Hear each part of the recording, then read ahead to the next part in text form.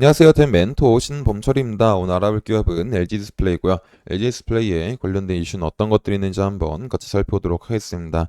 현재 LG 디스플레이는 OLED 아이패드 물량을 추가적으로 받음으로써 2024년도는 2023년도보다 더 많은 매출액이 나오지 않을까 기대를 해볼 수 있을 것 같습니다. 이제 확실히 이 물량을 추가적으로 받았기 때문에 매출이 상승할 수 있는 동력을 얻었다라고 볼 수가 있겠죠. 하지만 여전히 LG 디스플레이가 이 중소형 OLED 부분에서 총 생산할 수 있는 캐파를 따져봤을 때는 절대 아이패드 물량이 많은 것은 아니다라는 거죠. 그래서 LG 디스플레이가 이 아이패드 물량보다 더 뛰어넘는 매출을 올리기 위해서는 이 아이폰에 대한 점유율을 지속적으로 높여야 된다라는 겁니다. 그래서 현재 이 아이폰에 대한 이슈가 어떤 것들이 있는지부터 먼저 살펴보도록 하겠습니다. 일단 이 애플의 아이폰은 가장 큰 시장이 이제 중국이다라는 거죠. 근데 이 중국 시장에서 애플 아이폰 중국 판매가 24% 급락을 했다라는 겁니다.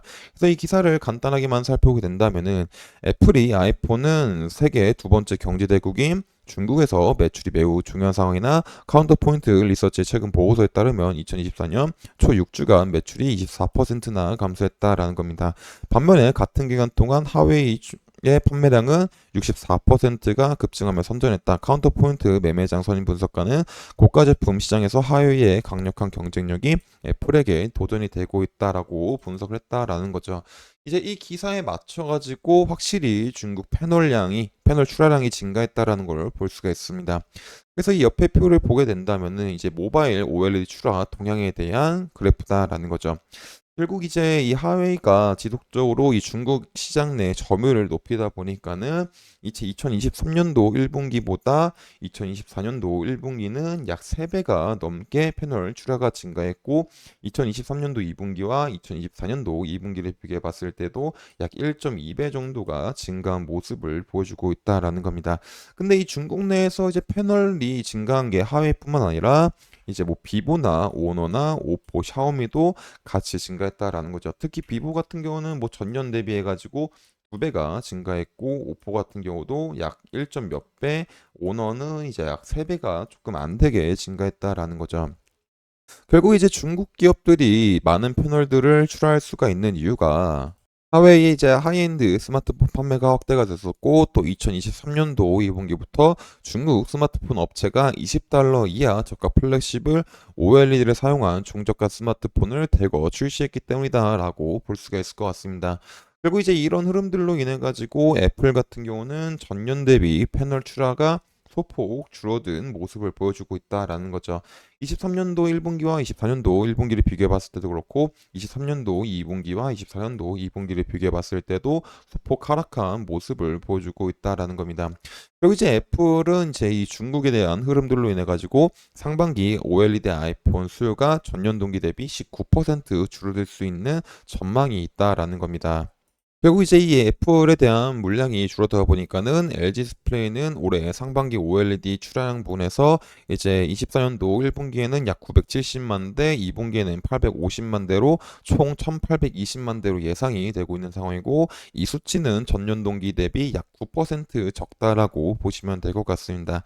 그래서 이 OLED 아이패드에 대한 OLED 이제 패널 출하가 줄어들다 보니까는 자연스럽게 LG 디스플레이에 대한 아이폰 물량도 조금 줄어들었다고 보시면 될 것 같습니다. 그래서 이런 이유들로 인해 가지고 이제 조금은 24년도 1분기 쪽에는 이 아이폰에 대한 매출이 많이 나오지 않을 수가 있다라고 보시면 될 것 같습니다. 그래서 이 OLED에 대한 이슈는 여기까지 마치기로 하고 이제 추가적인 이슈를 보게 된다면은 지난 시간에도 한번 보여줬었던 건데 이제 LGD가 중공장 매각에 속도가 내고 있다라는 기사에 대한 해명을 했다라는 거죠. 결국에 이제 이 공시에서 주의 깊게 봐야 될 게 LCD 자산의 전략적 활용에 다양한 검토를 진행 중에 있으나 아직까지 보도된 내용 같이 매각과 관련해서는 현재까지 구체적으로 확정된 사항이나 결정은 없다라는 거죠. 하지만 최근에 다시 이 LCD 매각설에 대한 기사가 나오고 있는 중이다라는 겁니다. 그래서 이 기사를 한번 살펴보게 된다면은 이제 시진핑 찾았던 LG 디스플레이 광주 공장 중 BOE가 인수한다라는 거죠. 그래서 기사 내용을 살펴보게 된다면은 LG 디스플레이가 매물로 내놓은 중국 광주 LCD 공장을 중국 최대 디스플레이 업체인 BOE가 인수할 것으로 이제 확실시가 됐다라는 겁니다. LG 디스플레이는 사업 구조를 LCD 사업에서 OLED 사업으로 재편하기로 했는데 이 공장 매각으로 LG 사업은 완전히 정리 수순을 밟게 된다라는 겁니다. 그리고 29일 현지 업계에 따르면 중국 최대 디스플레이 제조사인 BOE가 LG 디스플레이 TV용 LCD 생산 시설인 중국 광주 공장을 매입하기로 하는 협상이 막바지 단계에 들어섰다라는 겁니다. 이 협상은 현재로선 틀어질 가능성이 거의 없어서 매각이 확정적이다라는 거죠. 이제 뭐 이런 기사가 나오긴 했지만은 LG 디스플레이가 이제 한 저저번 주쯤에 공시를 내게 되면서 정확한 게 이제 정해진 게 없다라고 했다 보니까 이 기사가 이제 실제로 일어날지 말지는 저희가 정확하게 알 수가 없는 부분이 있습니다.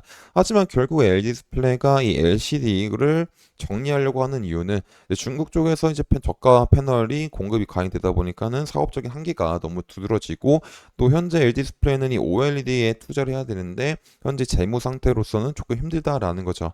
그래서 결국 이 공장 매각을 통해 가지고 얻은 자금으로 이 OLED에 투자를 하기 위해서 이거를 이제 하고 있다라고 보시면 될 것 같습니다. 그래서 사실 LG 디스플레이 같은 경우는 이제 LCD 사업을 정리를 해가지고 뭐 누구한테 파느냐가 중요한 게 아니라 과연 이 LCD 공장을 팔음으로써 얼마에 대한 금액을 받을 수 있는지가 더 중요할 것 같습니다. 만약에 이제 이 LCD 공장을 매각을 하게 된다면은 약 이제 1조 원 정도의 이제 금액을 LG 디스플레이가 받을 것 같고 이제 이 금액을 현재 OLED 쪽에서 투자할 예정이다라고 보시면 될 것 같습니다.